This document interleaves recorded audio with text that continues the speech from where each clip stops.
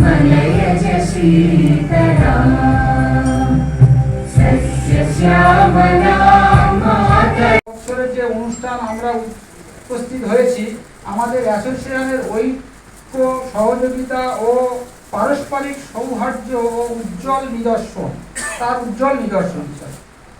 আমাদের আন্তরিক সহযোগিতা ও সক্রিয় অংশগ্রহণের কারণেই আমাদের সংগঠনের প্রতিনিয়ত এগিয়ে চলেছে। গত 1 বছর আমাদের সদস্যদের বিভিন্ন সমস্যা ও প্রয়োজনীয় বিষয় নিয়ে আমরা প্রশাসনের সঙ্গে আলোচনা করেছি এবং সংগঠনের পক্ষ থেকে যথাসাধ্য সহযোগিতা করার চেষ্টা করেছি। ভবিষ্যতেও সদস্যদের ন্যায় দাবি ও স্বার্থ রক্ষায় আমরা একনিষ্ঠ দায়িত্বের সঙ্গে কাজ করে যাব, এটা আমাদের অঙ্গীকার। সবাই রিস্কি কাজ, তবু আমরা এখানে উপস্থিত হয়েছি, তার জন্য আরো একবার ধন্যবাদ জানাই। আজকের আমাদের অ্যাসোসিয়েশনটা তৈরি হয়েছিল 2012 সালে। আপনারা দেখতে পাচ্ছেন এটা 14তম বার্ষিক অনুষ্ঠান। 2012 সালে যখন আমরা অ্যাসোসিয়েশনটা তৈরি করি, তখন অ্যাসোসিয়েশনে আমরা মোট ওই 13 থেকে 14 জন সদস্য নিয়ে শুরু করেছিলাম। আজকের এই 14 বছর ধরে আমরা এই অ্যাসোসিয়েশনটাকে ধরে রাখতে পেরেছি, সেটাই কিন্তু আমাদের কাছে অনেক বড় পাওনা। আস্তে আস্তে আমাদের এই অ্যাসোসিয়েশনটা দরকার আছে, সেটা কিন্তু আপনারা সবাই কম বেশি বোঝেন। যেমন দেখবেন যে রাস্তাঘাটে একটা ভ্যান রিক্সাওয়ালা, একটা টোটোওয়ালা, একটা অটোওয়ালা বা সামাজিকমূলক কাজের জন্য একটা সংগঠন দরকার হয়।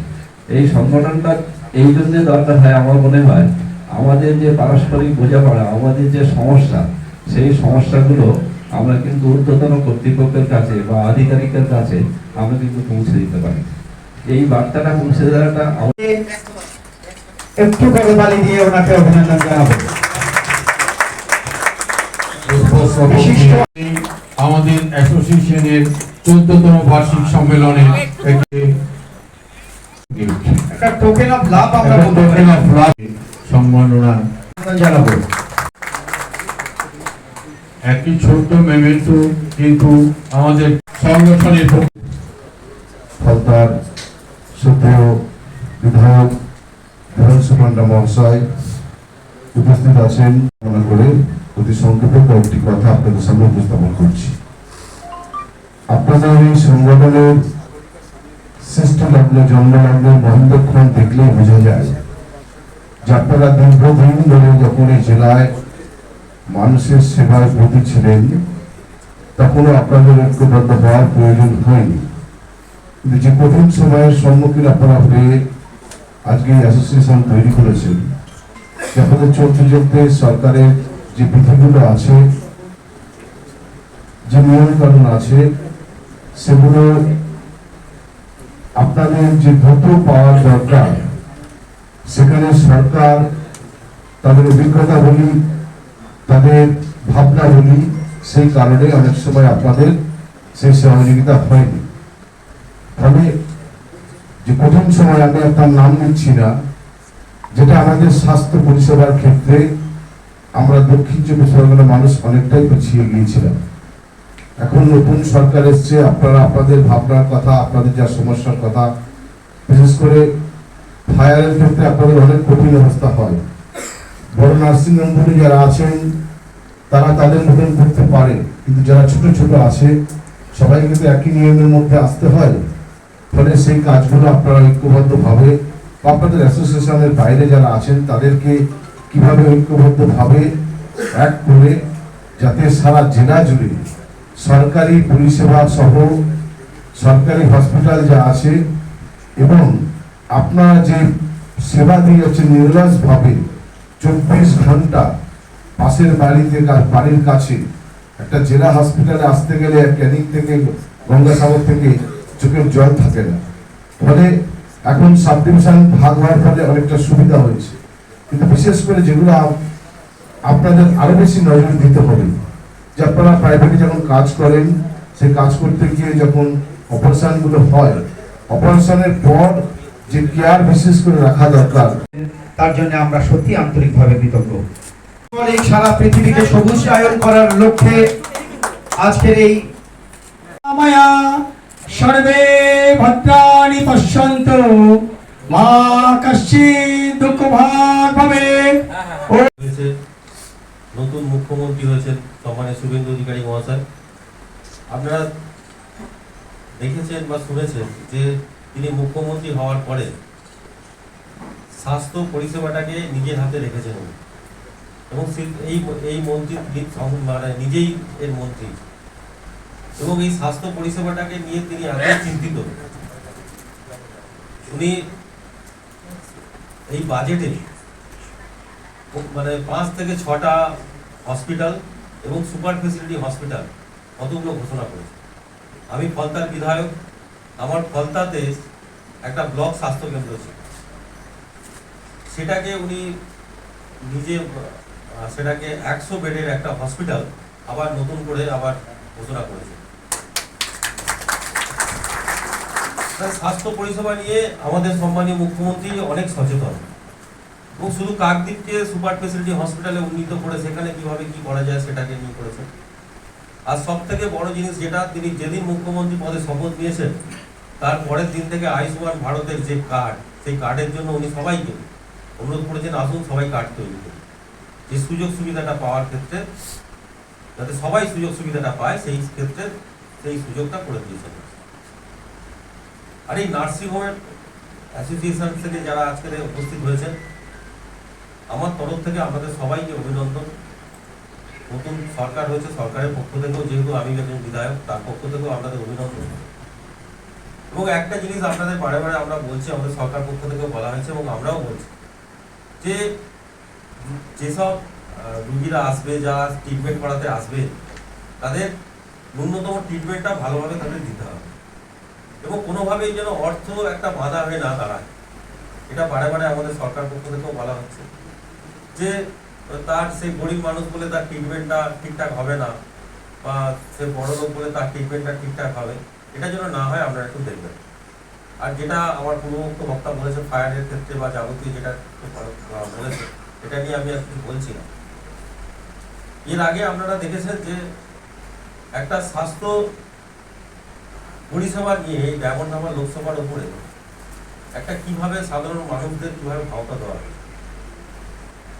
এটা কিভাবে ভাওতা দেওয়া হয়েছে সেটা আপনারা সবাই দেখছেন। এবং আমরা এই সরকার আসার পর থেকে আমরা জানতে পারছি যে যে জিনিসটা করা হয়েছিল ডায়মন্ড হারবার ফলতা থেকে গোটা ডায়মন্ড হারবার লোকসভা জুড়ে, সেটা সম্পূর্ণ ভাওতার উপর ভিত্তি করে, সেটা নিয়ে যা যা করণীয় সরকার সেটা করছে।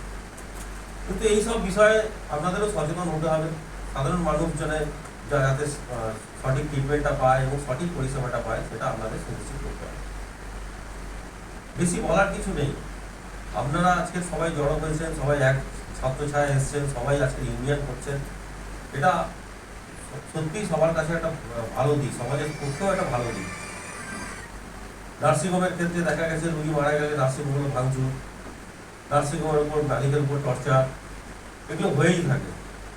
তার জন্য একটা সংঘবদ্ধ একটা ইউনিট একটা তৈরি করার দরকার, সব জায়গায় তৈরি করার দরকার।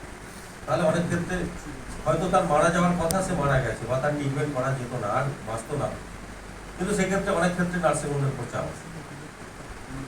এইসব ক্ষেত্রেও একটা ওনার্স অ্যাসোসিয়েশনদের একটা যে সম্মিলিত একটা প্রচেষ্টা, এটা কিন্তু আমার তরফ থেকে আমাদের সাধুবাদ জানাই, এটা কিন্তু একটা দিক ভালো। আর আরেকটা জিনিস যেটা আছে সেটা আমি বলি, সেটা হচ্ছে যে আমাদের সরকার গঠন হওয়ার পরে আমরা কিন্তু মিটিং করতে পারবে না, সেই মিটিং করতে পারবে না, ওই দল পারবে না, সেই দল পারবে না, বা এই অ্যাসোসিয়েশন পারবে না, সেই অ্যাসোসিয়েশন পারবে না, এটা কিন্তু আমরা কোনো জায়গায় কোনো বাধা বিপত্তি বা কোনো রকম কোনো অবস্ট্রাকশন কোনো রকম জায়গায় করা হয়নি।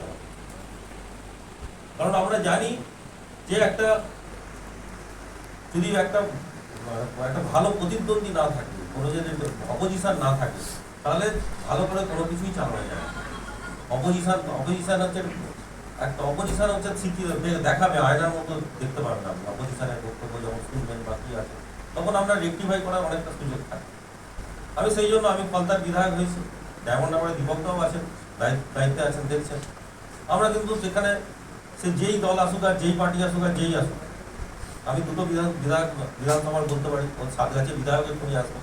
আমাদের ডায়মন্ড হারবার লোকসভার উপরে এই জিনিসটা নেই, সে যেই আসুক না কেন, সে মিটিং করুক, তার বক্তব্য কি আছে বলুক, সে তার কি করবে সেটা করুক, কিন্তু বক্তব্যটা যেন একটা কংক্রিট বক্তব্য হয়। আলতু ফালতু বক্তব্য দিয়ে জায়গা গরম করে দিয়ে একে তাকে মারামারি লাগিয়ে দিলাম, তাকে গণ্ডগোল বানিয়ে দিলাম, দুজনে না।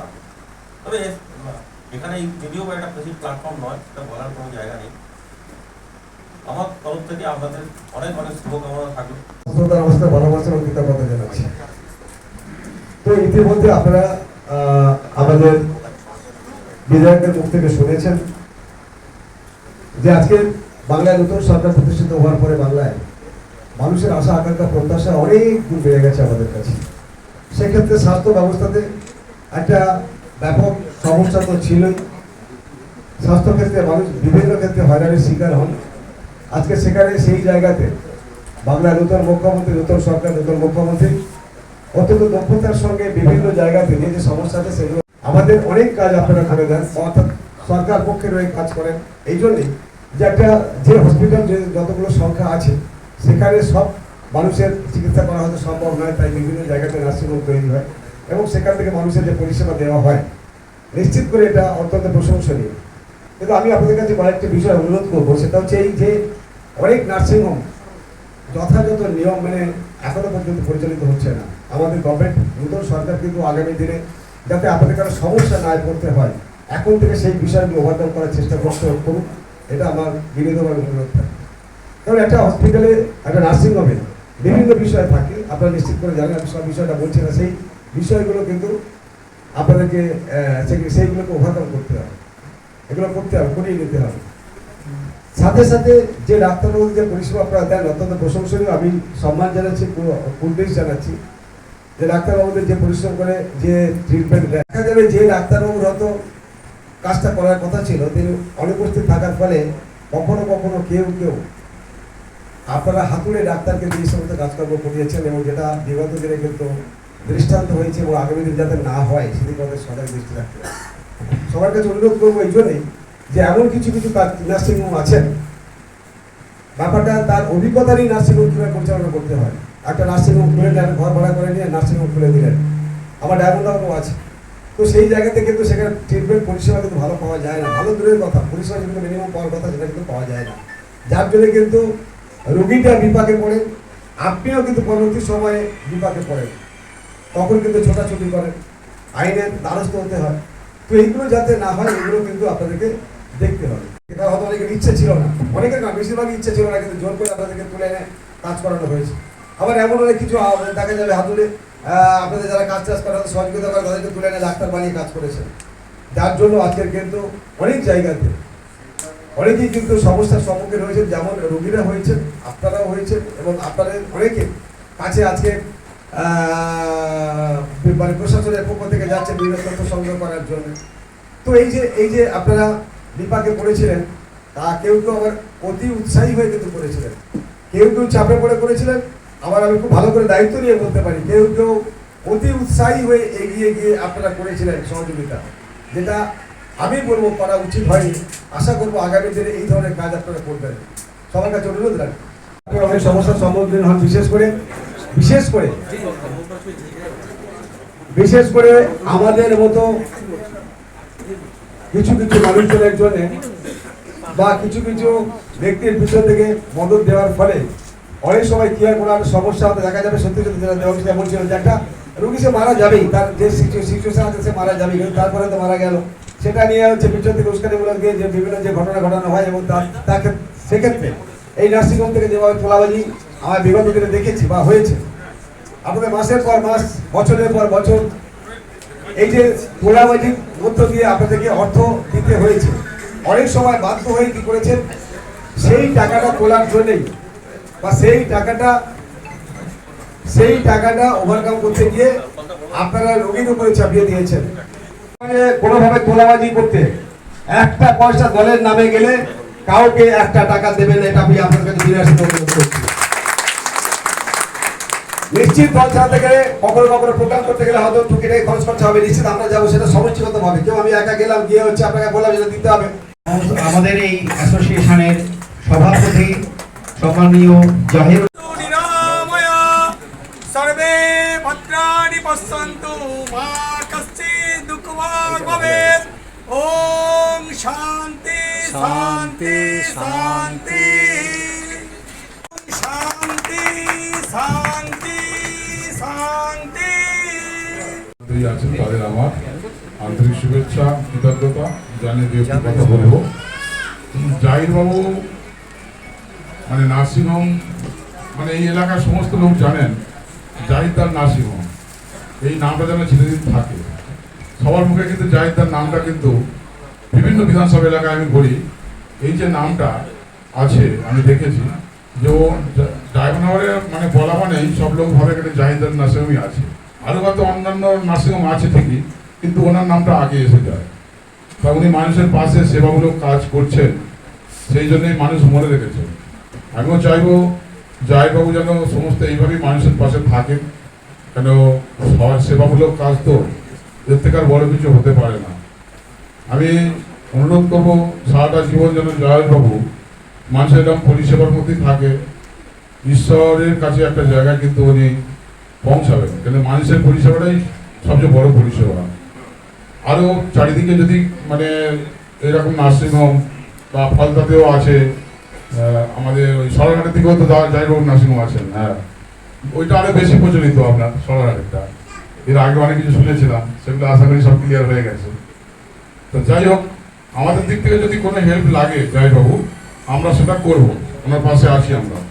আপনি এগিয়ে যান, আমরা আপনার পাশে আছি। যে কোনো সমস্যা করুন না কেন, সেবামূলক কাজ, নার্সিংহোম, মানুষের ট্রিটমেন্ট, কারণ মানুষকে বাঁচাবার জন্য আপনাদের মতো লোক যদি না থাকে, মানুষ যদি না থাকে, তাহলে আমরা কেউ বাঁচতে পারবো না। এবং ডাক্তারদেরও বলবো যেন ঠিকমতো ট্রিটমেন্টটা হয়, মানুষের পরিষেবাটা যেন ভালোভাবে হয়।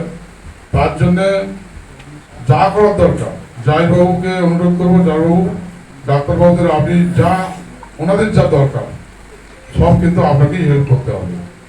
আর আমাদের দিক থেকে যেহেতু আমরা গভর্নমেন্টে আছি ক্ষমতা, যদি কোনো পারমিশন যা কিছু আপনার যদি কোনো অসুবিধা হয় বা কোনো কিছু যদি সেবামূলক কাজের জন্য কিছু মানে আমাদের ফান্ডের কিছু প্রয়োজন হয়, তাহলে সেটা আমাদের দপ্তর আছে, সেখানে আপনি লিখবেন, আমরা সেটা রেকমেন্ড করবো। সেটা আপনার অসুবিধা নেই, সেটা সরকারি হোক বেসরকারি হোক কম বেশি তো পাওয়া যায়। যাই হোক, সেটা আমরা আমাদের দিক থেকে হেল্প করবো। আপনি মাথা উঁচু করে কাজ করে যান, আমাদের পাশে আছি, থাকবো, এটুকুনি বলে আমার এটুকু আছে। আইনি ব্যবস্থার মাধ্যমে আপনাদের যদি কোনো অসুবিধা হয় আমাদের কাছে আসবেন।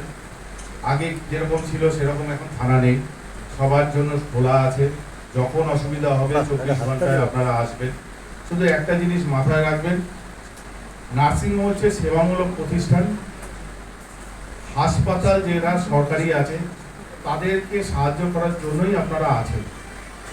কিছু লোক যারা হাসপাতাল থেকে নার্সিংহোমে যান তাদেরকে একটু দেখবেন যাতে তারা ঠিকমতো সেবা শুশ্রূষা পায়। আর কোনো রকম অসুবিধা হলে আমাদেরকে জানাবেন, আমরা সবসময় আপনাদের পাশে থাকবো। ধন্যবাদ।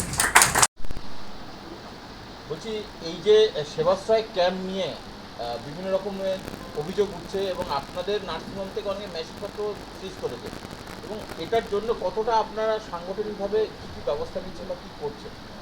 দেখুন, তৎকালীন সময় যখন সেবাশ্রয় হয়েছিল তখন তো আমাদের তো প্রত্যেকটা হসপিটাল নার্সিংয়ের প্রতি জুলুমবাজি হয়েছিল। আমরা যদি তৎকালীন সময় যদি কোনো ইকুইপমেন্টস না দিতাম, তাহলে আমাদের হয়তো দেখা যাবে ডায়মন্ড হাওয়ার থেকে শুরু করে সাউথ চীনের সমস্ত নার্সিং কিন্তু বন্ধ হয়ে যেত। কারণ হচ্ছে সেবাশ্রয়তে আমাদের প্রত্যেকটা ছোট বড় সমস্ত নার্সিংহোম সকলেই কিন্তু আমরা হেল্প করেছি। অ্যাসোসিয়েশনগত প্রত্যেকে কম বেশি সব কিছু দিয়েছে।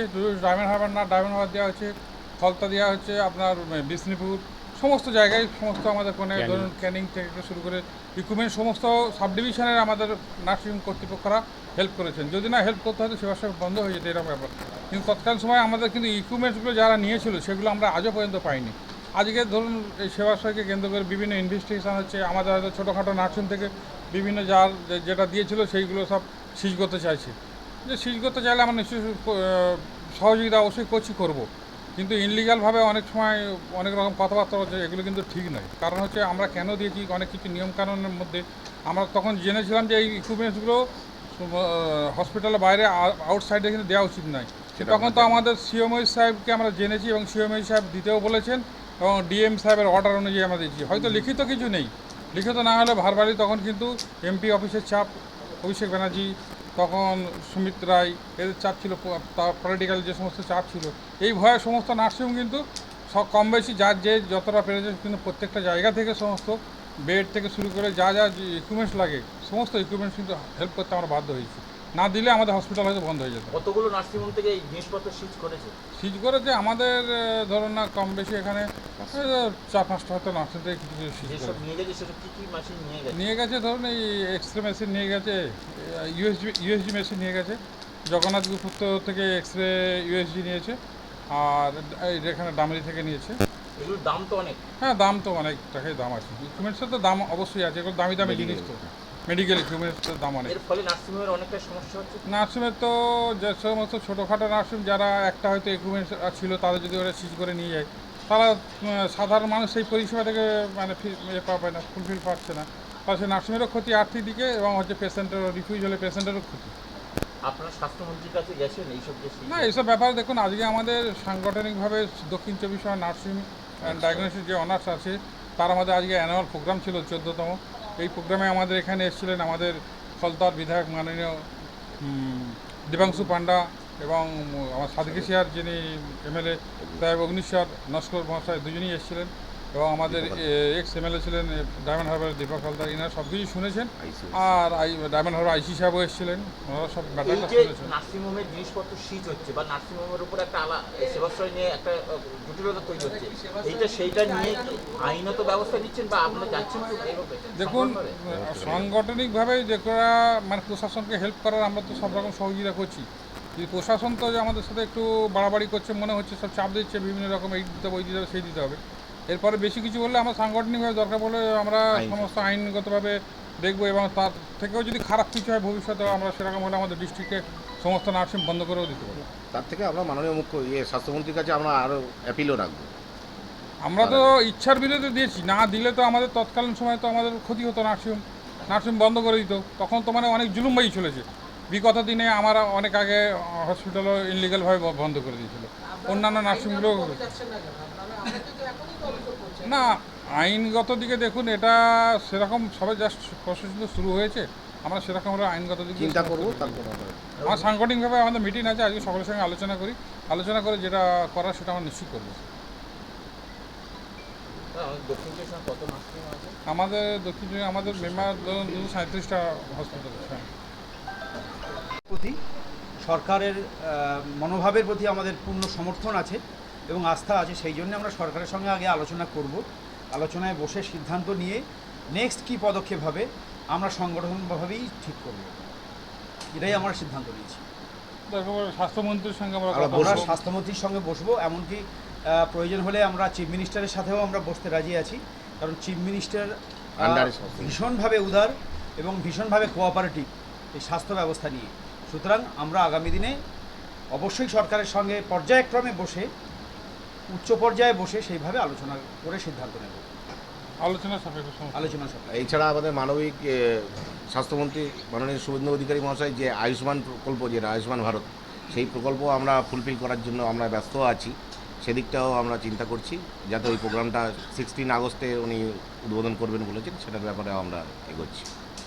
অ্যাকচুয়ালি আমরা নার্সিংহোম মালিকরা, আমরা গভর্নমেন্টের তো পরিপূরক, এই স্বাস্থ্য ব্যবস্থা, স্বাস্থ্য সিস্টেমটাকে এগিয়ে নিয়ে যাওয়ার ক্ষেত্রে আমরা সাপ্লিমেন্টারি যে সার্ভিসটা পার্টনার হিসাবে আমরা দিয়ে আসছি এবং দিয়ে যাব, তার জন্য আমরাও যেমন সম্মান আশা করব, তেমনি আমরাও গভর্নমেন্টের সাথে থেকে সেইভাবে পরিষেবাটা দিয়ে যাব, এটা আমাদের অঙ্গীকার আমাদের এই অ্যাসোসিয়েশনের।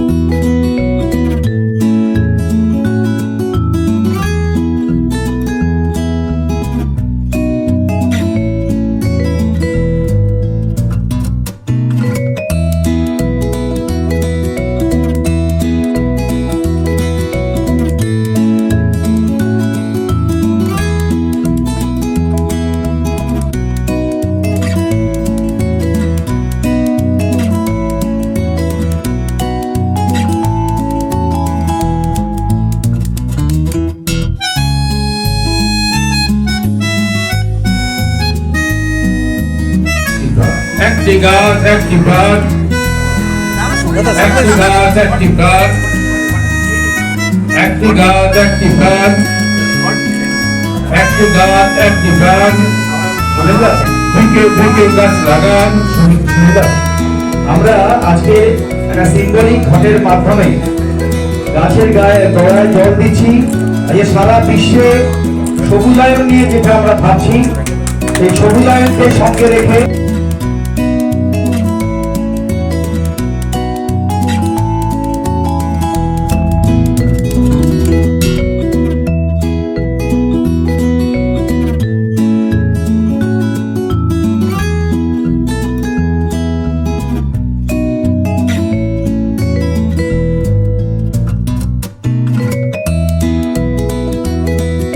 এবং ইম্পর্টেন্ট মেম্বাররা রয়েছেন, আমরা প্রত্যেককে বরণ করব। আমাদের অফিসিয়ালি এমএলএ সাহেবরা এসে যাওয়ার পরেই আমরা করব, সেই জন্যে একটু ওয়েট করতে হচ্ছে আমাদের।